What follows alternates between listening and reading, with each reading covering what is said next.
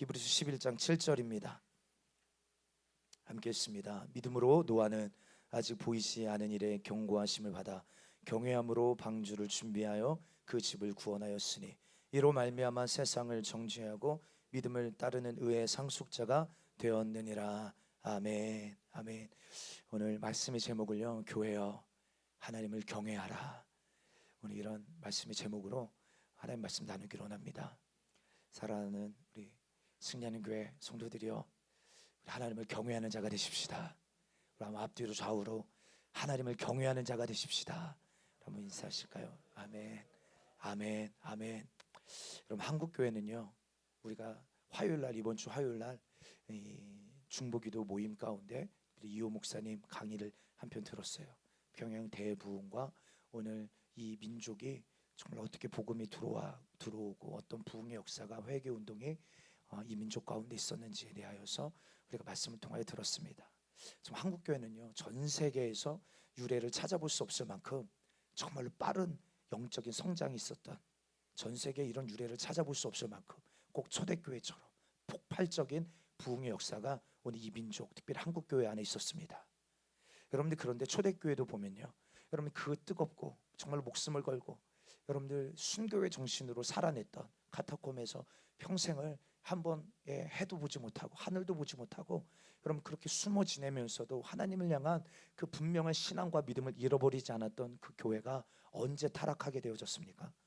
로마의 국교로 기독교가 인정받고 부가 쌓이면서 교회가 하나님을 향한 경외심을 잃어버리게 될 때부터.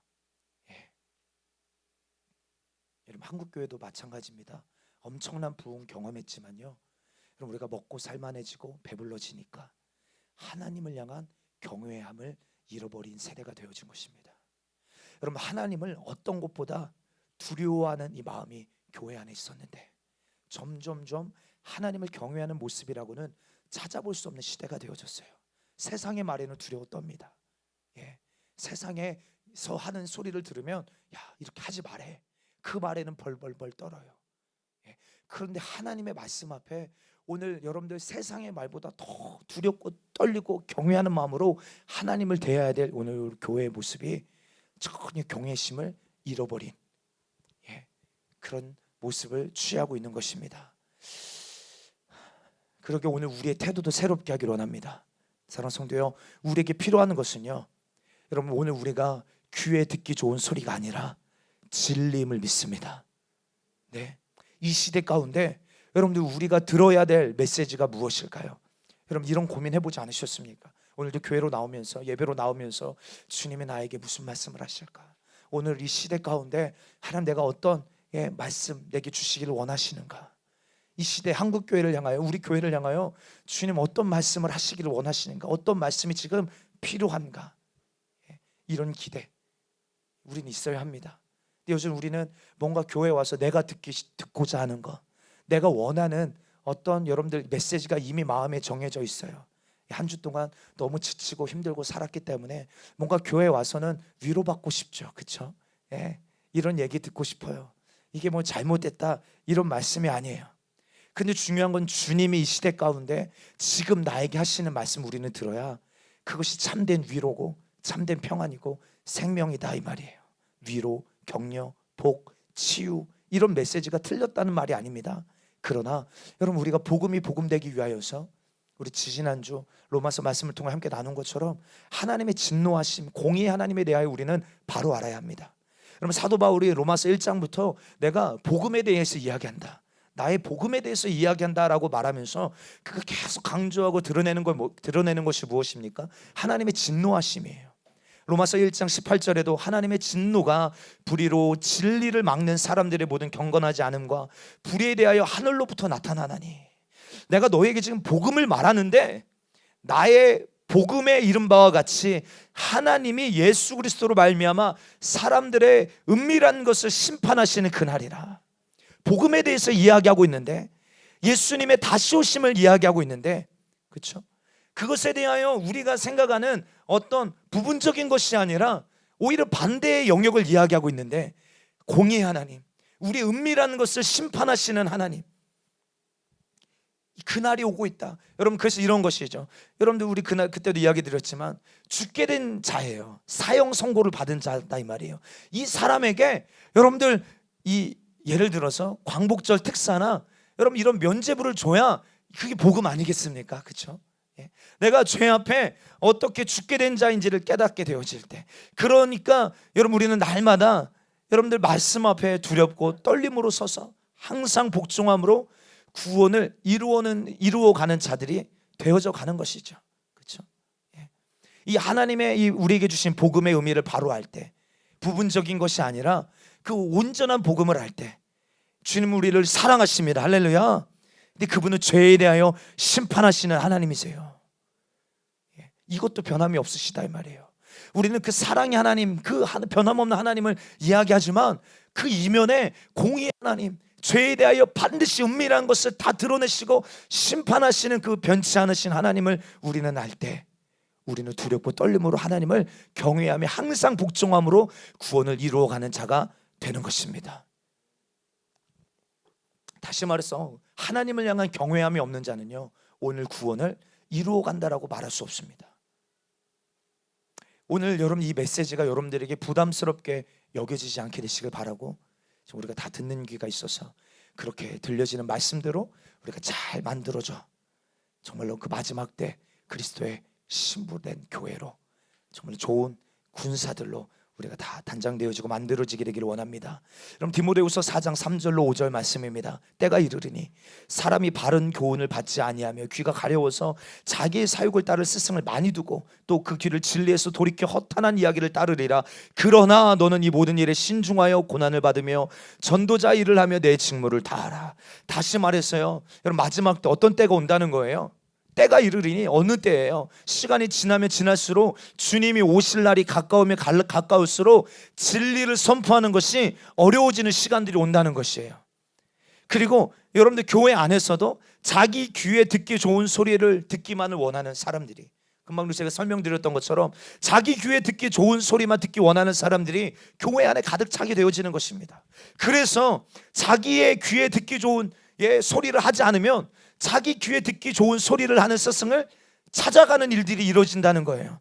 다시 말해서 진리를 외치면 외칠수록 많은 사람들이 듣기 싫어하기 때문에 죽어있는 사람들은요, 교회를 떠나게 되고 진리를 떠나게 되고 자기의 사욕을 따를 스승을 쫓아 미혹되게 되는 일이 있게 될 것이다. 이해되시죠?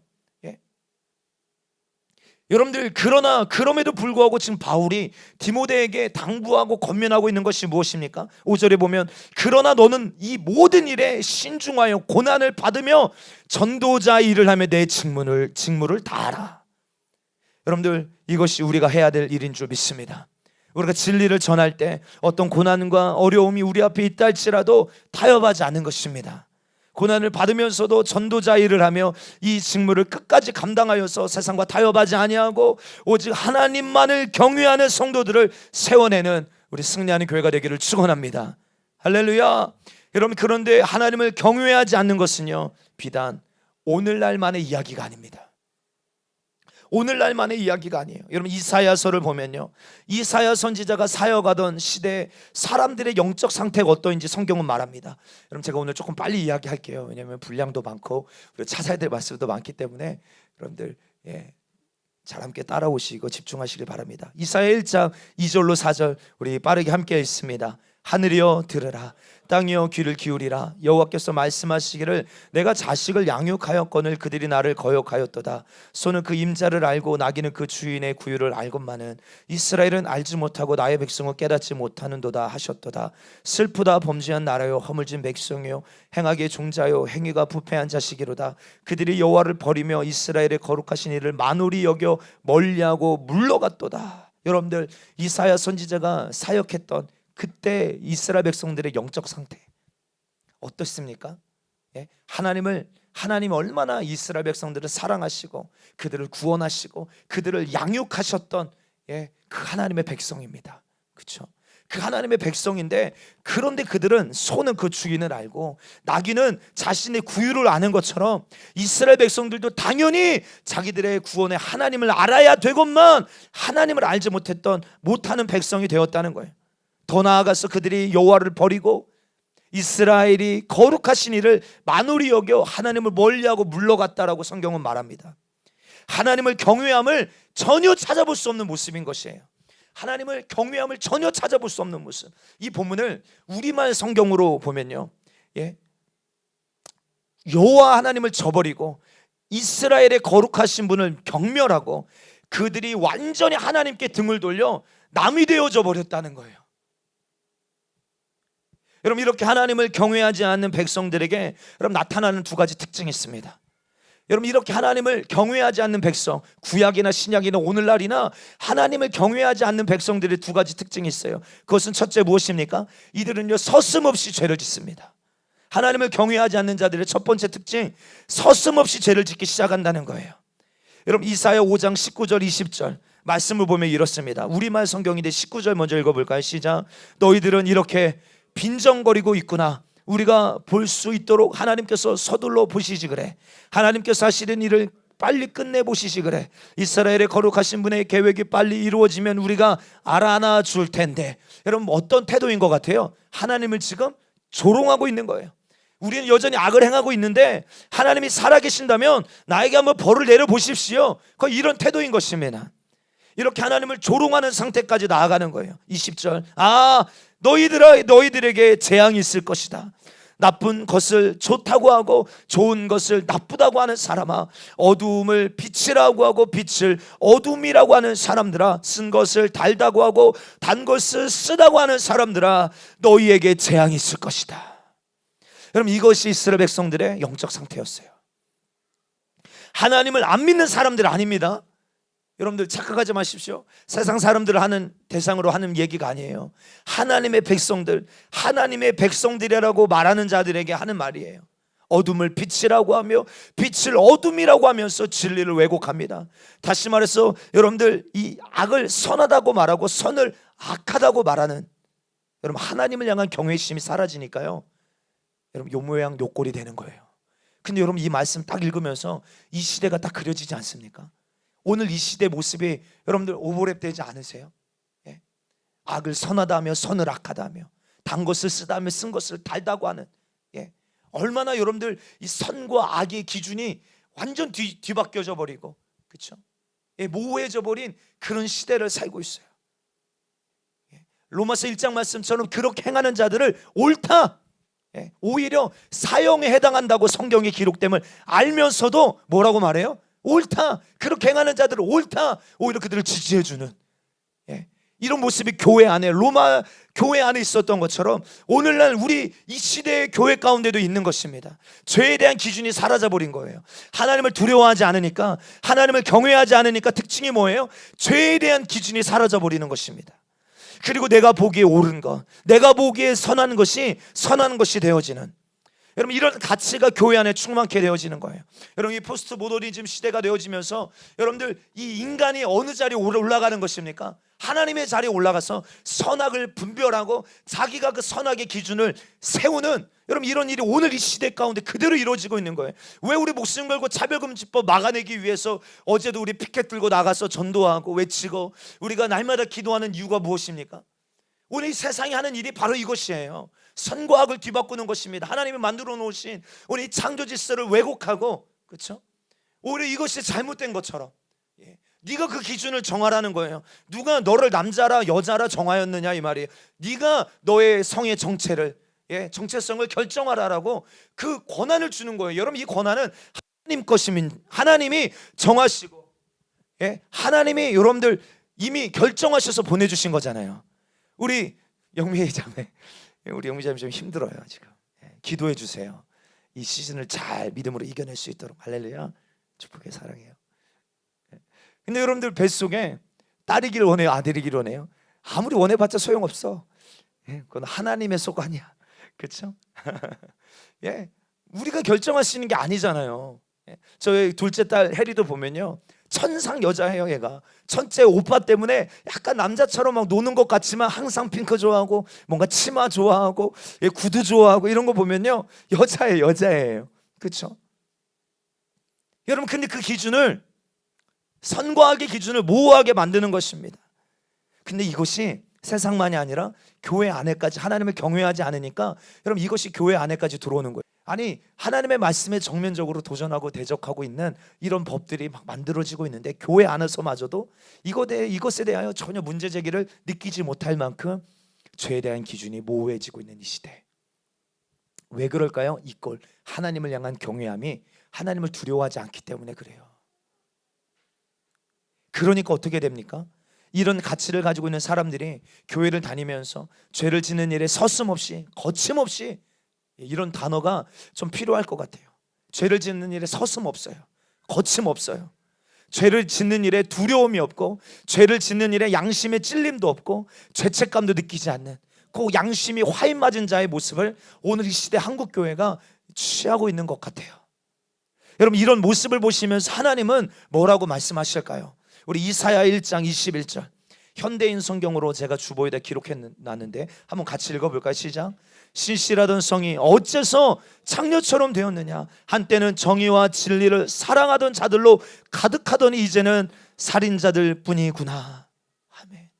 그럼 이게 그 이스라엘 백성들을 향하여 하나님을 경외하지 않고 하나님을 두려워하지 않는 그들을 향하여 하나님 하시는 말씀이에요. 신실하던 성이 어찌 창녀가 되었느냐? 한때는, 여러분 그 주님의 마음이 느껴지지 않으세요? 한때는 정의와 진리를 사랑하던 자들로 가득했던 그 교회가 이제는 살인자들 뿐이구나. 여러분 이 말씀이요, 하나님이 이 땅을 보시는, 하나님이 교회를 보시는 시선인 것이에요. 하나님 우리 겉모습 종교적인 행위만 보시는 게 아니라 우리 중심을 보시잖아요. 아멘. 그들이 정말로 나를 따르는지, 정말로 나를 사랑하는지, 정말로 나를 경외하는지 주님이 이거 알기를 원하시잖아요. 사랑하는 성도요, 우리 하나님을 경외하십시다. 할렐루야. 이것을 잃어버리면 우리도 이 말씀처럼 되어지는 거예요. 우리도 죄송해요, 이 모양 이 꼴 나는 거예요 진짜.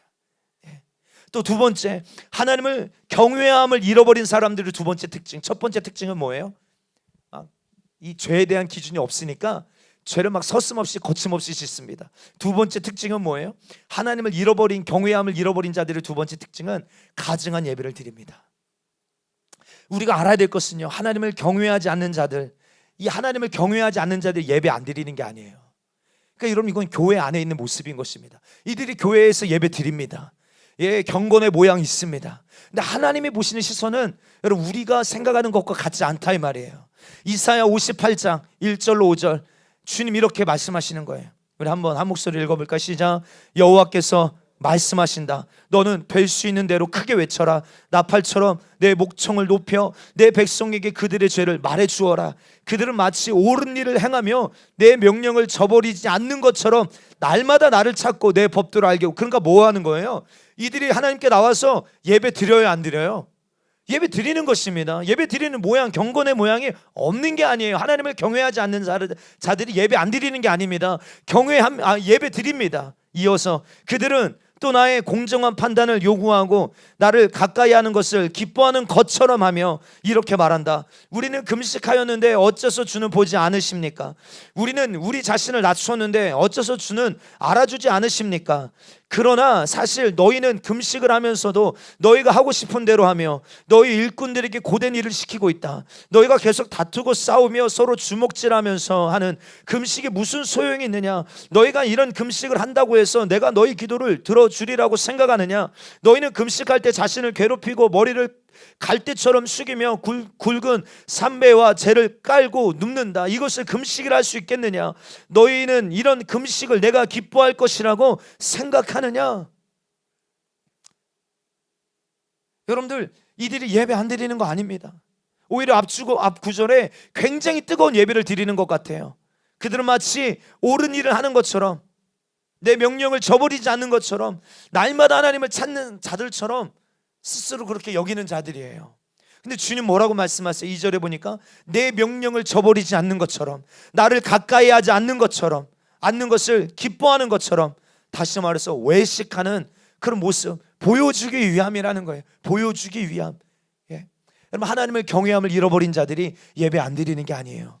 그런데 외식함으로 나아가는 것입니다. 그들의 속마음은 어떻습니까? 여전히 죄 가운데 있고 여전히 죄를 사랑하고 내가 원하는 대로 살아가면서 악을 선으로 바꾸며 살아가면서 예배의 모양만 있는 가증한 예배를 드리는 거예요. 가증한 예배. 근데 하나님 뭐라고 말씀하세요? 이런 예배를 내가 기뻐할 것이라고 생각하느냐? 여러분, 우리는 이 말씀에 충격을 받아야 합니다.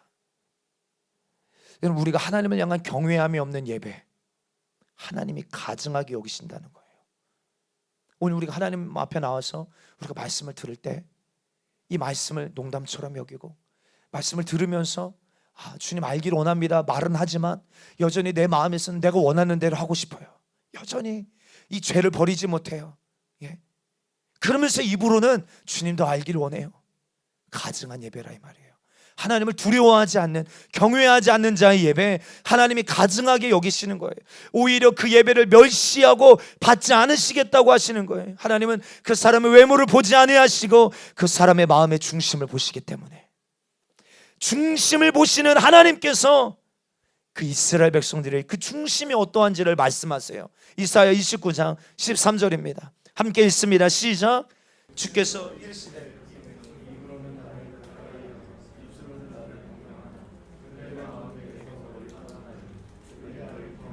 사람의 계명으로 가르침을 받았을 뿐이라. 여러분 잘 따라오고 계시죠? 여러분들, 하나님을 경외함을 잃어버린 자들의 첫 번째 특징이 무엇입니까? 죄를 서슴없이 거침없이 짓는 거예요. 죄의 기준이 모호한 거예요. 선을 악하다, 악을 선하다, 단 것을 쓰다, 쓴 것을 악하다, 달다, 이 기준이 없는. 두 번째는 뭐예요? 가증한 예배를 드리는 자들이에요. 가증한 예배를. 근데 그 중심을 보신 하나님께서 뭐라고 말씀하십니까? 내가 하나님을 경외하고 있는지 아닌지 단순히 우리의 입만 보고 아시는 게 아니에요. 우리의 입만 보고 알 수 없다는 것입니다. 단순히 내가 예배하는 이 모습만으로 알 수 있는 것이 아니에요. 입으로는 하나님을 가까이 하고 입으로는 하나님을 경외하는 모습이 있어요. 근데 실상 그들의 마음이 내게서 멀리 떠났도다. 마음이 하나님을 떠났다는 거예요. 이들이 사람의 가르침을 쫓아 하나님을 경외하는 척 하고는 있지만 주님은 그들의 마음이 하나님을 떠난 것을 너무나도 잘 알고 계시는 것이. 우리가 이 자리에 앉아서요, 아까 우리 찬영 너무 오늘 이렇게 말씀의 주제를 말하지도 않았는데 주님만 사랑하리.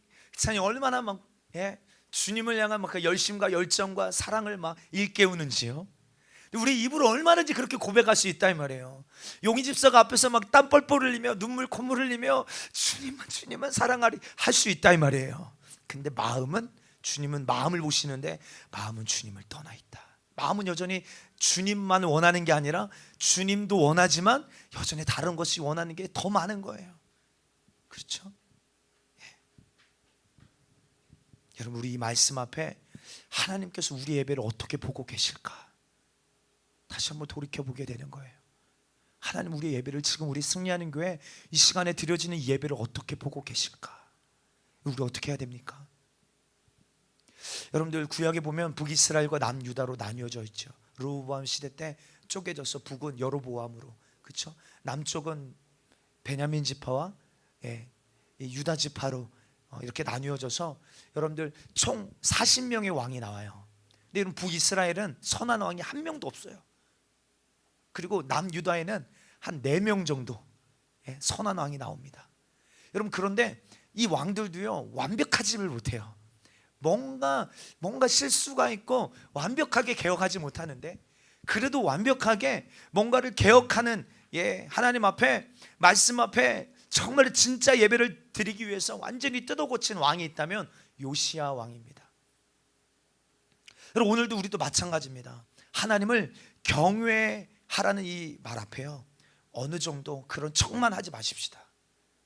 그런 척, 예배하는 이 시간만 그런 척하는 것이 아니라 여전히 어느 정도는 남겨두고 하나님을 경외하는 척, 부분적으로만 그렇게 하는 자들이 아니라 정말 하나님이 받으시기 합당한 예배, 온전히 하나님만을 경외하는 성도들이 되셔서 우리 안에 확실한 영적인 개혁이 일어나게 되기를 주의 이름 축복합니다. 그래서 오늘 우리 말씀은요, 무엇이 하나님을 경외하는 것인지, 또 어떻게 해야 하나님을 경외하는 것인지, 경외함으로 하나님께 나아갈 수 있는지에 대하여서 우리가 말씀을 통하여 함께 잠깐 나누기로 합니다. 여러분, 성경에서는 많은 영역에서 경외에 대하여, 하나님을 경외하는 것이 무엇인지에 대하여 우리에게 이야기하고 있습니다. 그 중에 몇 가지를 우리가 좀 빠르게 이야기 나누기로 합니다. 여러분들, 하나님을 경외하는 자의 특징은요, 첫 번째, 죄를 싫어하게 되어져 있습니다. 하나님을 경외하는 자의 첫 번째 특징은 뭡니까? 죄를 싫어합니다. 잠언 16장 6절입니다. 함께 읽습니다. 인자와 진리로 인하여 죄악이 속하게 되고 여호와를 경외함으로 말미암아 악에서 떠나게 되느니라. 여호와를 경외함으로 말미암아 어떻게 된다고요? 악에서 떠나게 된다. 잠언 3장 7절, 스스로 지혜롭게 여기지 말지어다. 여호와를 경외하며 악을 떠날지어다. 아멘. 하나님을 경외함을 잃어버리면요, 우리가 지금까지 살펴본 것처럼 죄에 둔감한 삶을 살게 됩니다. 감각 없는 자가 되어져요. 여러분, 감각 없다라는 말 아십니까? 감각 없다. 저희 사모가요, 간지럼이 많아요. 그래서 그 사모가 조금 뭔가 기분이 언짢다, 그럼 제가 가서 옆구리를 탁 찌르면 응 하면서 딱 마음이 풀려요. 예, 감각이 살아 있으니까. 여러분들, 죽은 시체 송장한테 바늘로 찔러 보세요. 반응합니까? 아니요, 전혀 반응하지 않아요. 여러분들 동일합니다. 여러분, 영적으로 죽어 있는 자는요, 감각이 없어요. 감각이 없어요. 죄에 대한 감각이 없다 이 말이에요. 그냥 막 무자비하게 죄를 짓는 것입니다. 여러분들, 그런데 정말 하나님을 경외하는 삶, 이것이 회복되어지면요, 죄를 증오하게 되어지는 거예요. 전에는 악을 사랑했을 수 있습니다. 그러나 하나님을 경외하는 삶이 우리 안에 회복되어지면 그 사람의 특징은 거룩함을 사모하게 됩니다. 할렐루야. 죄를 증오하는 삶으로 나아가게 되는 거예요. 여호와를 경외하는 것은, 선포합니다, 악을 미워하는 것입니다. 한번 선포할까? 악을 미워하는 것입니다. 여호와를 경외하는 것은 악을 미워하는 것입니다. 동의하십니까? 아멘. 여러분, 잠언 8장 13절입니다. 여호와를 경외하는 것은 악을 미워하는 것이라. 여러분들, 성경에 이렇게 산 사람이 있을까요? 있죠. 하나님의 성경 거짓말이게요. 이렇게 산 사람이 있죠.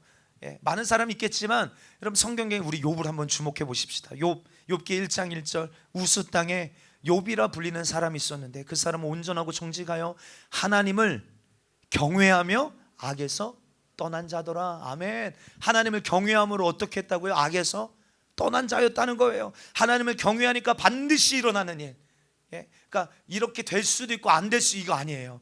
경외하는 자는 반드시 이렇게 됩니다. 할렐루야. 하나님을 경외하는 자는 반드시 이렇게 나타나요. 삶에서 어떻게 해요? 악에서 떠나는 자, 악을 미워하게 되어진다 이 말이에요. 하나님을 경외하는 삶을 살게 되시길 축복합니다. 그럼 죄에 집중하여서 죄에 씨름하며 이 죄가 해결 안 될까 끙끙대는 게 빠른 게 아닙니다. 하나님을 경외하는 삶을 회복하십시오. 그럼 죄가 미워지는 거예요. 죄가 떠나가게 되어지는 거예요. 두 번째로, 하나님을 경외하는 자는요, 하나님을 두려워하게 됩니다. 시편 33편 8절입니다. 함께 읽습니다. 온 땅은 여호와를 두려워하며 세상의 모든 거민은 그를 경외할지어다. 말라기 2장 5절입니다. 레위와 세운 나의 언약은 생명과 평강의 언약이라. 내가 이것을 그에게 준 것은 그로 경외하게 하게 하려 함이라. 그가 나를 경외하고 내 이름을 두려워하였으며. 아멘. 여호와를 경외하는 자는요, 하나님도 두려워하는 자가 아니에요. 하나님만을 두려워하는 자입니다. 하나님을 경외하는 자는 어떤 자라고요? 하나님만을 두려워하는 자예요. 하나님도 두려워하는 자가 아니라 하나님만을 두려워하는 자예요. 다시 말해서, 여러분, 하나님을 경외하는 자는요, 세상을 두려워하지 않습니다. 세상의 소리, 세상의 시선, 다른 것을 두려워하지 않아요. 여러분, 다윗을 보십시오. 여러분, 골리앗을 두려워하지 않아요. 하나님을 경외함으로 나아가니까 골리앗을 두려워하지 않습니다. 다니엘도 어떻습니까? 사자굴에 다니엘의 세 친구도 불못불에 들어감을 알고서도 두려워하지 않습니다. 할렐루야. 두려워하지 않아요. 오직 하나님만을 두려워하는 사람들이었어요. 그러니까 이런 사람은요, 세상이 감당하지 못하는 사람이 되는 거예요. 세상이 감당치 못하는 것입니다. 그래서 예수님께서 우리에게 이렇게 말씀하세요. 마태복음 10장 28절 시작. 몸은 죽여도 영혼은 능히 죽이지 못하는 자들을 두려워하지 말고 오직 몸과 영혼을 능히 지옥에서 멸하실 수 있는 이를 두려워하라. 아멘. 사랑하는 성도, 이 말씀 마음에 새기게 되기를 주님으로 축원합니다. 여러분, 이 세상 두려워하는 자가 되지 않게 되기를 바랍니다. 네. 여러분들 베드로서 3장에 이 모든 물질계가요, 다 불에 타서 없어지는 날이 온다 이 말이에요. 지금 대단한 것 같고 지금 우리를 장악하고 그 권세가 대단한 것 같지만요, 이미 성경의 결론은 그들의 패배를 선포하고 있고 흔적도 남지 않게 사라지는 그 시간들이 오고 있다, 성경은 말하고 있어요. 우리가 진짜 두려워해야 될 일은요, 이는 이 세상의 임금이 아니에요. 오직 우리를 지옥에도 보내실 수 있는 우리 주님, 지옥에 나를 던지실 수 있는 하나님만을 두려워하는 자가 될 때, 여러분, 이런 사람인 세상이 감당할 수 없는 사람이에요. 세상이 능히 이길 수 없는 사람이 되어지는 것입니다. 하나님만을 두려워하십시다. 우리 하나님만을 두려워하여 세상을 두려워하지 않는 우리 승리하는 교회. 세 번째, 하나님을 경외하는 자는요, 더 깊은 하나님의 사랑 가운데로 나아가게 되어집니다. 예성 집사님 잘 듣고 계시죠? 축복. 좀 이따 예배 끝나고 물어볼 거예요. 1번 뭐냐, 2번 뭐냐. 세 번째, 하나님을 경외하는 자는요, 하나님과 더 깊은 사랑의 관계로 나아가게 됩니다. 많은 사람들이요, 하나님을 경외하는 것, 하나님을 두려워하는 것, 이런 메시지는 별로 원하지 않아요. 그런데 하나님과 깊은 사랑으로 들어가는 것을 원합니다. 그렇죠? 그런데요, 이것은 하나님을 경외하지 않는 자가 하나님과 더 깊은 사랑의 교제, 친밀함이 이루어진다? 이건 불가능한 일입니다. 시편 25편 14절입니다. 함께 읽습니다. 여호와의 친밀하심이 그를 경외하는 자들에게 있으며 그의 언약을 그들에게 보이시리로다. 아멘. 여호와의 친밀함은 그를 경외하는 자들에게 있다고 성경은 말합니다. 인정하십니까? 오늘날 많은 성도들이 이 순서가 바뀌어져 있는 거예요. 하나님과 사랑하기를 원하는데, 하나님과 동행하기를 원하는데, 하나님과 뭐가 없는 거예요? 하나님을 향한 경외함이 없기 때문에 하나님과 더 깊은 사랑의 교제가 이루어지지 않고 우리 심령이 메말라 가는 것입니다. 한마디로 미혹되는 거예요. 경외함이 먼저입니다. 하나님을 경외함이 없다면, 이것이 없으면요, 사랑하는 것 같으나 결국에는 방종으로 나아갑니다. 그래서 제가 우리 승리한테도, 승리야, 아빠가 너한테 더 사랑스럽게 친절하게 이야기해 줄게. 너도 그 아빠의 그 마음을 이해하고, 너도 빨리 돌이키면 이렇게 따라주면 얼마나 좋을까. 꼭 아빠가 언성을 높이고 무섭게 해야 네가 그 말에 순종하고 따라오면 이건 어리석은 거야. 이런 얘기 가끔 해요. 근데 우리 이거를 놓칠 때가 많아요. 그러면서 오해하는 게 뭐예요? 아빠는 나를 사랑하지 않아. 이렇게 착각하지 않겠어요? 그렇죠? 그럼 우리 하나님을 향한 경외함이 없으면요, 하나님을 향한 그 사랑에 나중에는 방종으로, 이스라엘 백성들이 구약에 꼭 그랬다 이 말이에요. 얼마나 하나님이 이스라엘 백성들을 사랑하시는지를 계시하시고 나타내시고 보여주셨습니까? 끝까지 사랑하셨다라는 사실을 얼마나 진하게 보여주셨어요. 근데 이들 안에 그 하나님을 향한 경외함이 없으니까요, 나중에는 방종으로 나아가더라는 거예요. 경외함이 먼저예요. 경외함이 없는 친밀함은 없습니다. 한번 선포할 것이죠. 경외함이 없는 친밀함은 없습니다. 할렐루야. 그래서 하나님을 향한 경외함이 있는 사람은요, 하나님을 향한 경외함이 있는 사람은 하나님의 그 선하심과 인자하심을 맛보아 알게 되는 것입니다. 시편 118편 4절입니다. 이제 여호와를 경외하는 자는 말하기를 그의 인자하심이 영원하다 할지로다. 아멘. 누가 그 인자하심이 영원하다 이야기하는 거예요? 맛보아 아는 겁니다. 여러분, 그냥 머리로 하는 게 아니라 주님의 인자하심이 영원하다, 맛보아 그렇게 선포하는 자가 누구예요? 여호와를 경외하는 자가. 하나님의 그 선하심과 신실하심과 자비하심이 영원하다라는 것을 맛보아 아는 것이에요. 할렐루야. 네. 누가 하나님의 인자하심을 찬양하는 거예요? 여호와를 경외하는 자. 하나님을 경외함으로 나아가고 있는 사람이 하나님의 인자하심과 자비하심을 맛보게 되는 것입니다. 사랑하는 성도요, 우리가 정말로 주님과 동행하기를 원하시고, 아멘이 아무도 없으세요? 주님과 더 깊은 교제가 있기를 원하시고, 할렐루야. 그러면 우리가 먼저 해야 될 것은요, 하나님을 경외하는 일이 회복되어져야 합니다. 네 번째로, 하나님을 경외하는 자의 특징은요, 지혜와 명철을 얻게 되어집니다. 잠언 1장 7절입니다. 여호와를 경외하는 것이 지식의 근본이거늘, 여호와를 경외하는 것이 지식의 근본이거늘 미련한 자는 지혜와 훈계를 멸시하느니라. 욥기 28장 28절, 또 사람에게 말씀하셨도다. 보라, 주를 경외함이 지혜예요. 주님을 경외함이 뭐라고요? 지혜라고요. 악을 떠남이 명철이니라. 아멘. 성경은 분명히 말합니다. 네가 지혜롭고 싶으냐? 명철을 알고 싶으냐? 얻고 싶으냐? 하나님을 경외하는 자가 되라는 거예요. 여러분, 왜 하나님을 경외하는 것이 지혜로운 것일까요? 왜 하나님을 경외하는 것이 명철을 얻는 것일까요? 그 다음, 다섯 번째, 경외하는 자의 특징을 통하여 그 이유를 우리가 발견하기를 원합니다. 여러분들, 하나님을 경외하는 자의 특징 다섯 번째는요, 하나님께 순종하는 자예요. 하나님을 경외하는 자의 특징은 뭐라고요? 하나님께 순종하는 자입니다. 여러분들, 이것은요, 내가 보기에 합리적인지 이성적으로 납득이 되는지 되지 않는지와 상관없이 주님의 말씀 앞에 따라가는 자예요. 할렐루야. 하나님의 말씀이 원하시면 절대적으로 순종하고, 하나님의 말씀이 멈추게 하면 어때요? 서고, 하나님이 어디로 인도하시든지 따라가는 자들이 하나님을 경외하는 자의 모습이에요. 말만이 아니에요. 말만이 아니라 내 뜻, 내 생각, 내 판단, 내 이성적인 경험, 이것과 하나님의 말씀이 맞지 않아도 하나님의 말씀이 떨어지면 그 말씀에 움직여지는 자가 하나님을 경외하는 자입니다.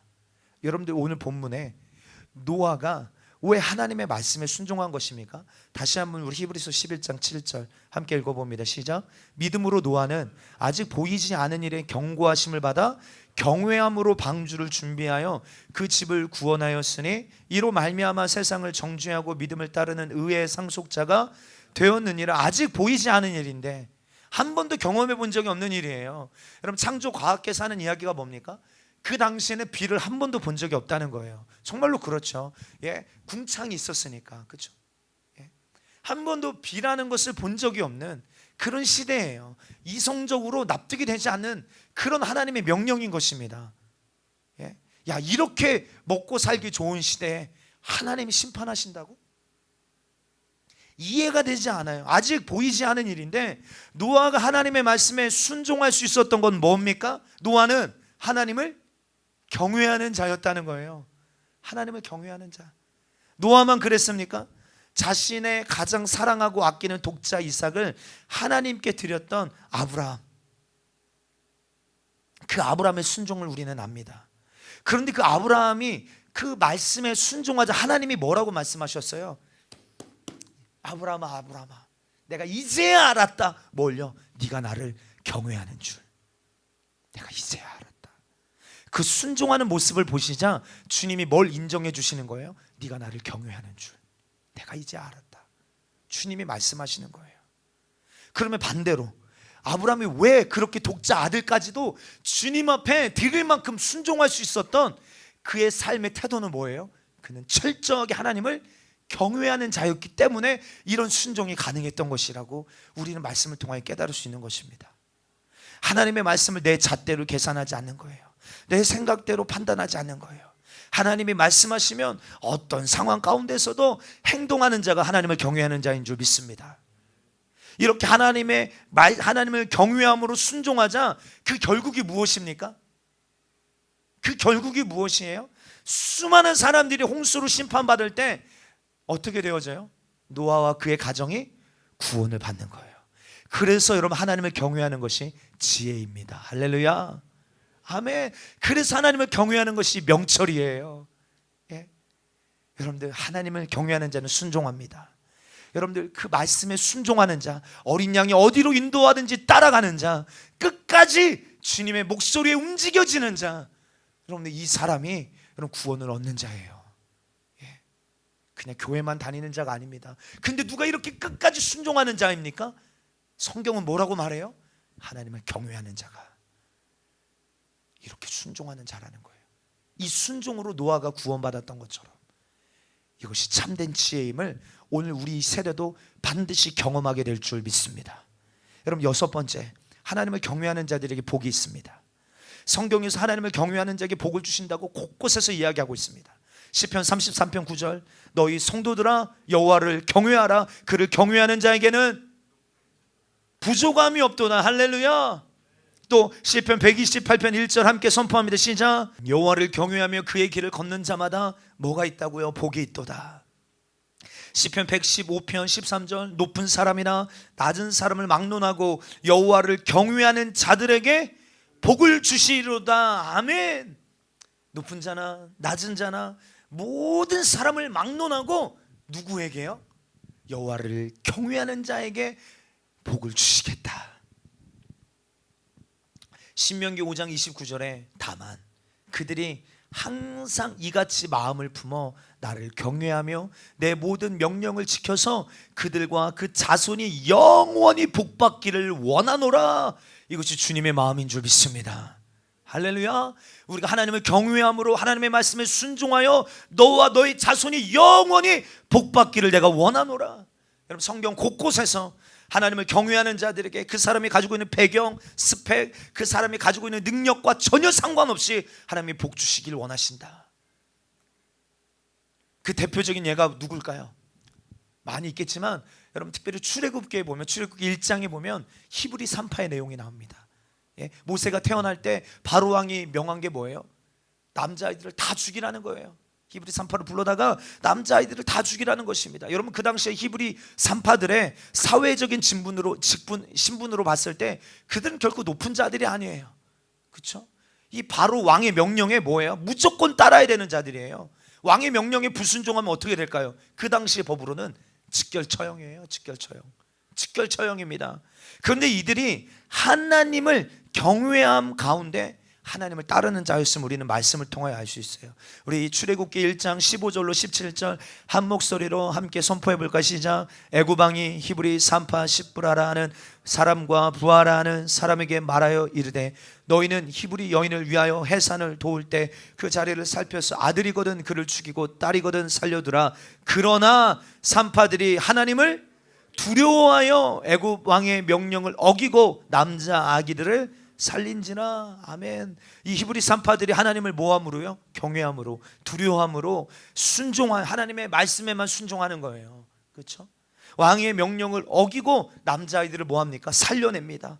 그랬더니 21절에 시작. 그 산파들은 하나님을 경외하였으므로, 할렐루야, 하나님이 그들의 집안을 흥왕하게 하신지라. 아멘. 목숨을 걸고 하나님을 경외하는 삶을 나타냅니다. 그러니까 하나님은 어떻게 하십니까? 하나님이 보상하시는 거예요.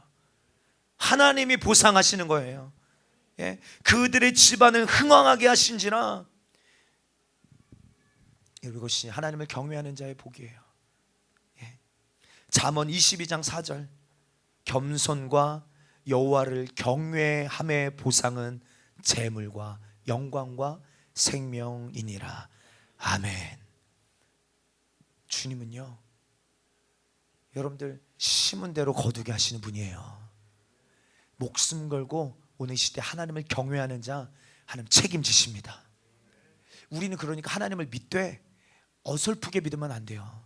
하나님이 책임지시도록 믿어야 합니다. 하나님이 책임지지 않으면 안 되실 만큼 오늘 그 히브리 산파들의 그 하나님을 경외함으로 하나님의 말씀에 순종하는 모습을 보실 때 하나님이 가만 계실 수 있겠습니까? 예? 절대 그게 아니에요. 약속하신 대로 그들을 보호하시고 그들의 집안을 흥왕하게 하시는 거예요. 여러분, 이것이 하나님을 경외하는 자들에게 주시는 복입니다. 오늘 우리 승리하는 교회 모든 성도들이 다 하나님을 경외하는 가정이 되셔서, 예, 하나님을 경외하는 가정이 되셔서 하나님이 허락하시는 그 복이 어떤 복이에요? 여호와를 경외함의 보상은 재물도 있어요, 영광도 있어요. 그러나 가장 중요한 생명이니라. 생명. 이 복 여러분들 소유하게 되시기를 주의 이름으로 축복합니다. 그러니까 여러분, 우리는 재물을 쫓아가는 자가 되지 마십시오. 영광을 쫓아가는 자들이 되지 마시고, 우리가 생명을 쫓아가는 자가 되지 말고, 우리는 여호와를 경외하는 자가 되어질 때 이 모든 것은 주님이 더하여 주시는 거예요. 복은 여러분들 주님이 뒤에서 우리에게 공급하여 주시는 거지, 우리가 쫓아가는 게 아니에요. 우리는 하나님을 경외할 때 하나님이 이 복을 우리에게 주실 줄 믿습니다. 하나만 더 이야기하면, 하나님을 경외하는 자들이 주시는 최고의 복 중의 복은 뭘까요? 하나님을 얻는 거예요. 하나님과 함께하는 복입니다. 창세기 42장 18절에 이렇게 말씀하세요. 사흘 만에 요셉이 그들에게 이르되 나는 하나님을 경외하노니. 여러분들, 요셉은 어떤 자였어요? 하나님을 경외하는 자였어요. 요셉은 하나님을 경외하는 자였습니다. 그런데 하나님을 경외하는 자에게 하나님은 어떻게 하시냐면, 하나님이 그와 함께 하셨어요. 우리 창세기 39장 21절로 23절 여기 보면 아마 있을 거예요. 함께 읽어볼까요? 시작. 여호와께서 요셉과, 누가요? 요셉이 여호와와 함께 했다라고 성경 말하고 있잖아요. 다시 한번, 여호와께서 요셉과 함께 하시고 그에게 인자를 더하사 간수장에게 은혜를 받게 하심에 간수장의 옥중 죄수를 다 요셉의 손에 맡김으로 그 재반 사물을 요셉이 처리하고 간수장은 그의 손에 맡긴 것을 무엇이든지 살펴보지 아니하였으니 이는 여호와께서 요셉과 함께 하심이라. 여호와께서 그를 범사에 형통하게 하셨더라. 아멘. 다시, 요셉은 하나님을 경외하는 자였습니다. 아멘. 그 경외함 가운데 하나님이 그와 함께 하셨습니다. 아멘. 그리고 그를 범사에 형통하게 하셨다라고 성경은 말합니다. 근데 그 복 중에 가장 중요한 복은 무엇이에요? 여호와께서 요셉과 함께 하심이라. 여호와께서 요셉과 함께 하심이라. 오늘 이 시대에 여호와를 경외하는 자, 하나님이 그와 함께 하실 줄 믿습니다. 여러분, 요셉이 하나님을 경외함으로 죄 가운데 거하지 않습니다. 그가 하나님을 경외함으로 어떤 유혹이 찾아오든지 뿌리칩니다. 그래서 가장 복 중의 복인 하나님이 그와 함께 하시는 복을 누리게 되어진 거예요. 다시 말해서 요셉의 삶 가운데 늘 하나님의 임재가 머물러 있었다 이 말이에요. 여러분, 이것이 우리가 억지로 얻으려고 해서 얻을 수 있는 것입니까? 그냥 우리가 말로만 성령님 환영합니다, 이래서 얻을 수 있는 거예요? 그럼 그냥 얻게? 아니에요. 오늘 우리 영적인 원리를 잘 기억하십시오. 그의 삶 가운데 늘 하나님과 동행할 수 있었던, 그리고 얼마나 하나님이 주시는 복, 범사에 형통하게 하시는, 손에 막 하나님이 허락하시는 것마다 놀라운 하나님의 이 축복이 막 흘러가는 거잖아요. 하나님을 경외했더니. 여러분, 이 땅에 예수님이 오셔서 살찌고 피 흘리시며 우리에게 주시려고 하시는 최고의 복이 뭘까요? 하나님이 우리와 함께 계시다미라. 이 임마누엘, 이사야의 말씀처럼 우리의 죄가 하나님과 우리의 사이를 분리시켰는데 예수 그리스도가 오심으로 말미암아 그 피로 하나님과 우리의 사이에 갈려져 있는 이 죄의 담을 허무시고 하나님이 우리와 함께 계시다미라. 이 복이 이루어지게 하셨다 이 말이에요. 그럼 우리는 하나님을 경외하는 자가 되셔서 늘 주님과 동행하는 자가 되게 되시기를 예수님의 이름으로 축복합니다. 경외하는 자의 특징을 몇 가지 말씀드렸어요. 경외하는 자의 특징은 죄를 싫어합니다. 죄를 미워해요. 또 경외하는 자의 특징은 하나님을 두려워합니다. 아니, 하나님만을 두려워합니다. 그리고 경외하는 자의 특징은 뭐예요? 하나님과 더 깊은 친밀함, 사랑의 관계 가운데로 나아가게 됩니다. 또 하나님을 경외하는 자는 지혜와 명철을 얻습니다. 믿으시면 아멘. 하나님을 경외하는 자는요, 하나님께 순종합니다. 하나님을 경외하는 자에게는 복이 있습니다. 하나님을 경외하는 자에게는 하나님이 그와 함께 하십니다. 여러분들, 우리가 지금 몇 가지 나눴는데 하나님을 경외함에 대한 삶에 대하여 여러분들 막 갈망함이 생기지 않으십니까? 나도 하나님을 경외하는 자가 되어져서 나도 이렇게 되고 싶다. 말씀을 준비하고 선포하는 저도 막 이런 갈망함이 막 내 안에 타오르는 것을 느낄 수 있어요. 그러면요, 어떻게 해야 하나님을 경외할 수 있는 것인가? 너무나 이것을 우리가 사모하고 갈망하는데 어떻게 해야 하나님을 경외하는 삶을 우리가 살아갈 수 있고 이것을 회복할 수 있을까? 두 가지만 딱 짧게 나누고 기도하고 마치겠습니다. 아직 시간 오래되지 않았어요. 예, 우리 성도들 그래도 많이 훈련이 되셔서 안 보시고 감사합니다. 여러분, 먼저 하나님을 경외할 수 있는 방법은요, 말씀을 통해 하나님을 경외함을 우리는 배우는 것입니다. 그럼 북이스라엘의 19대 왕이 호세아 왕인데, 이 호세아가 왕일 때 이스라엘 백성들은 하나님을 저버리고 우상 섬기고 각종 패역한 일들을 합니다. 그래서 호세아 제9년에 하나님 아수르를 통하여서 이 북이스라엘을 박살내버려요. 치십니다. 그래서 그들이 포로로 잡혀가죠. 그리고 이 아수르 왕이 어떻게 하냐면, 그 이제 이스라엘 백성들을 쳐서 여러분들 포로로 끌고 갔잖아요. 그럼 그 사마리아 땅이 어떻게 되어 있을까요? 비어 있는 거예요. 그렇죠? 그러니까 아수르 왕이 어떻게 하냐면, 이 이방의 수많은 사람들을, 잡다한 사람들을 이 사마리아 이 지역으로 데리고 오는 거예요. 그곳에 거주해서 살게 만드는 것입니다. 다시 말해서 그 약속의 땅에 하나님을 경외하지 않는 자들이 몰려와 살게 되어지는 거예요. 그런데 여러분들, 하나님이 이 모습을 보고 어떻게 하십니까? 열왕기하 17장 25절에 함께 있으면, 그들이 처음으로 거기 거주할 때 여호와를 경외하지 아니함으로 여호와께서 사자들을 그들 가운데 보내심에 몇 사람을 죽인지라. 하나님이 그 땅에, 그 사마리아 그 땅에 이스라엘 백성들이 다 포로로 끌려간 그 땅에 이방 사람들이 와서 살게 되어지자, 하나님을 경외하지 않는 자들이 와서 살게 되자, 하나님이 사자들을 보내서 그들을 다 물려 죽게 만든 거예요. 그리고 이 사실을, 이렇게 되어졌다라는 사실을 이 부하들이, 이 신하들이 아수르 왕에게 보고합니다. 이렇게 되어져서 이런 일이 이루어졌습니다. 하나님을 경외하지 않는 사람들이 그 땅에 살게 되어져서 사자들로 하여금 이렇게 죽게 되어졌습니다. 이 보고하는 거예요. 그러자 26절 27절 함께 읽어봅니다. 시작. 그러므로 어떤 사람이 아수르 왕에게 말하여 이르되, 왕께서 사마리아 여러 성읍에 옮겨 거주하게 하신 민족들이 그 땅 신의 법을 알지 못하므로 그들이 신이 사자들을 그들 가운데에 보내며 그들을 죽였사오니 이는 그들이 그 땅 신의 법을 알지 못함이니이다 하니라. 아수르 왕이 명령하여 이르되, 너희는 그곳에서 사로잡아 온 제사장 한 사람을 그곳으로 데려가되 그가 그곳에 가서 거주하며 그 땅 신의 법을 우리에게 가르치게 하라 하니. 아멘. 여러분들, 뭔 말이에요? 하나님의 법을 알지 못해서 하나님이 사자들을 보내요 그들을 죽인 것을 알게 된 것이에요. 그렇죠? 그래서 왕이 어떤 명령을 내립니까? 너희가 지금 포로로 끌려간 제사장 중에 한 사람을 데리고 와서 하나님의 말씀을 가르치게 하라, 이 말이에요. 하나님의 말씀을 가르치게 하라.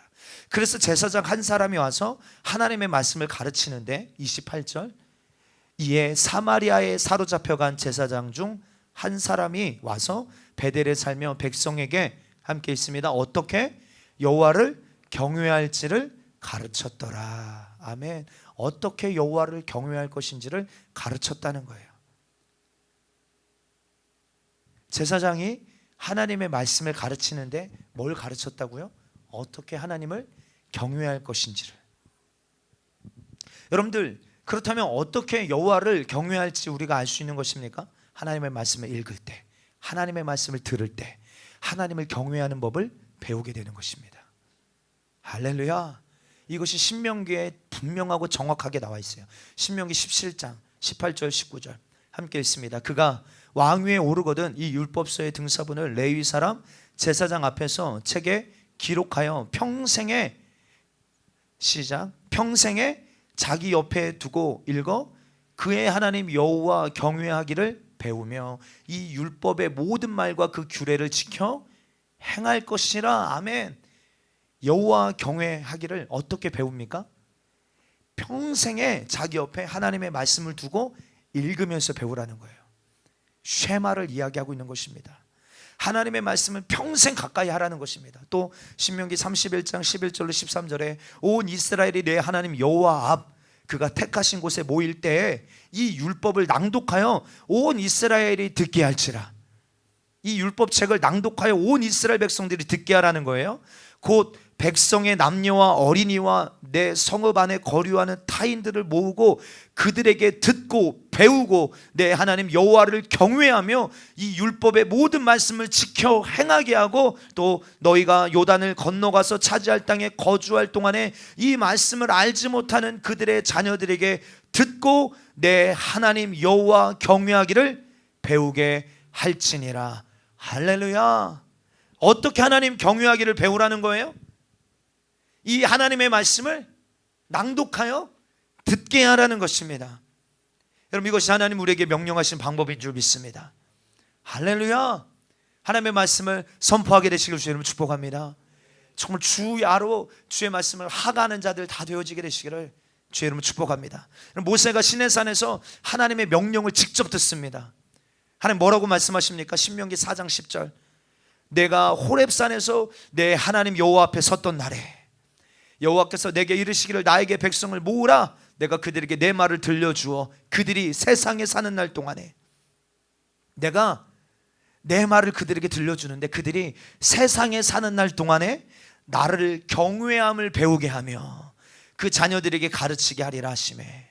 주님이 가르치기를 원하시는 게 뭐예요? 들려주시고자 하시는 이유가 뭡니까? 이것을 통하여 하나님을 경외하는 법을 가르치고 배우게 하기를 원하시는 거예요. 그러게 뭐 하라는 거예요? 선포하라는 거예요. 낭독하라는 거예요. 들려주라는 거예요. 오늘 사랑하는 성도들이요, 하나님을 경외하는 법을 말씀을 통하여 배우게 되시기를 주님의 이름으로 축복합니다. 말씀을 들을 때 비로소 하나님을 경외하게 되어지는 거예요. 하나님의 말씀이 우리 심령에 들어올 때 그 말씀이 나로 하여금 하나님을 경외함으로 나아가게 만드는 것입니다. 여호와를 경외하는 것은 참된 하나님의 말씀이 선포되어질 때 알게 되어지는 거예요. 그러기에 우리는 이렇게 기도하는 것입니다. 주를 경외하게 하는 말씀을 우리에게 주사. 한번 선포할까요? 주를 경외하게 하는 말씀을 우리에게 주사. 다시 한번요. 주를 경외하게 하는 말씀을 우리에게 주사. 항상 주님을 경외하기를 원합니다. 할렐루야. 항상 우리의 입에 주를 경외케 하는 하나님의 말씀을 우리에게 주사.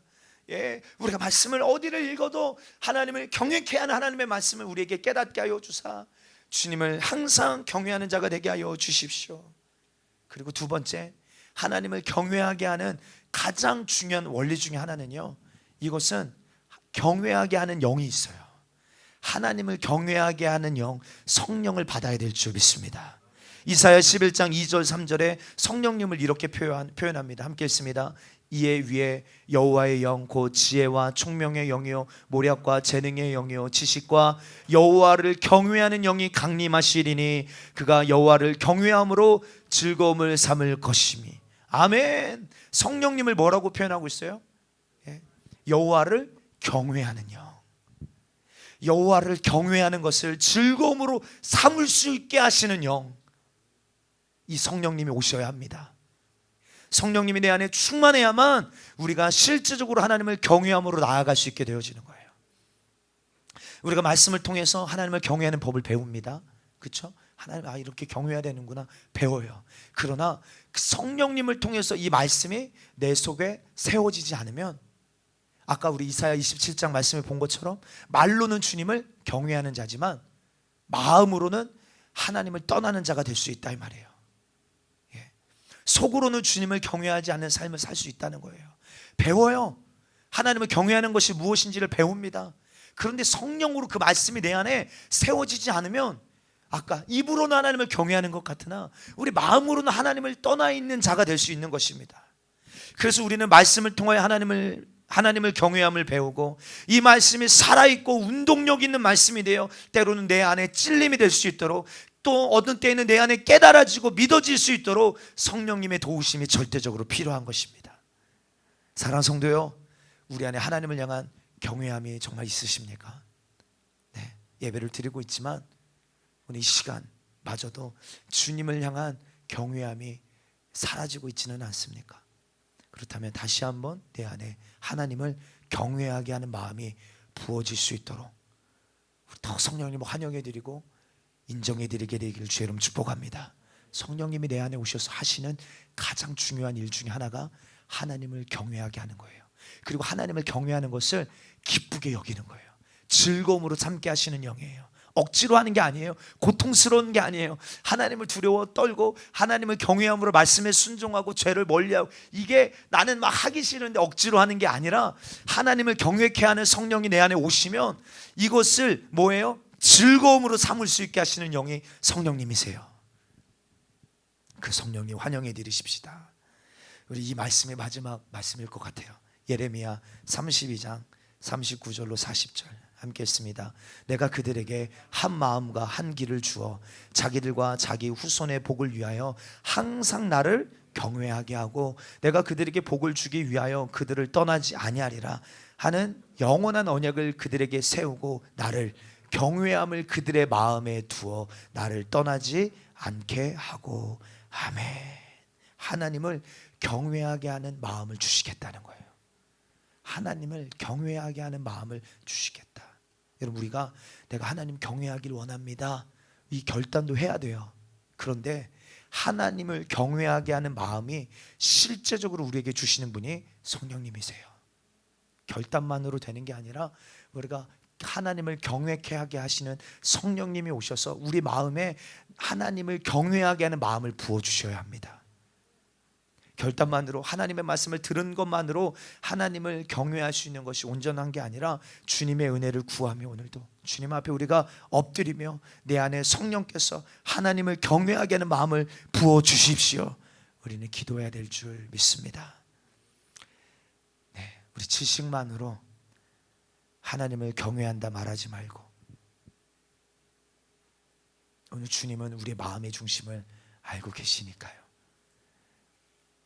삶으로, 우리 마음의 중심으로 하나님을 경외할 수 있도록 우리 시간 여호와를 경외하게 하시는 영이신 성령님, 이 시간 우리 안에 충만하게 임하여 주세요. 그래서 우리 안에 오셔서 나를 그렇게 만들어 주세요. 오늘 이 시대를 한번 여러분 생각해 보십시오. 하나님을 두려워하기는커녕 그렇지 않습니까? 어느 누가 하나님의 말씀 앞에 두려워 떠는 자를 보셨습니까? 그 심령이 통해하여 그 말씀에 두려워 떠는 자를 하나님이 돌보시겠대요. 그런데 오늘날 그렇게 하나님을 두려워하며 경외함으로 나아가는 예배자들을 교회 안에서마저도 찾아볼 수 없을 만큼 오늘 이 시대가 얼마나 패역한 시대가 되어졌는지 몰라요. 근데 주님이 오늘날 찾으시는 예배자는 시대가 변하여도 동일합니다. 하나님을 경외하는 자들이에요. 정 오늘 우리 들은 말씀 기억하시면서 내 힘으로 안 돼요, 내 결단만으로 안 됩니다, 주님의 은혜를 부어주세요. 오늘 우리 승리하는 교회 이 모든 성도와 또 이 한국교회 이 세대가 하나님 다시 한번 여호와를 경외하는 세대가 되게 하여 주시옵소서. 어쩌면 롯의 그 사위들처럼 그 임박한 심판의 메시지를 들으면서도 농담처럼 여기는 그 모습이 우리 안에 있을 수 있어요. 주님, 다시 한번 말씀 앞에 경각심을 우리에게 허락하여 주셔서 하나님을 경외하는 자들이 되게 도와 주시옵소서. 우리 말씀 생각하시면서 우리 두 손 주님 앞에 높이 들고 우리 주여 삼창하고 함께 통성 우리 기도합니다. 주여, 주여.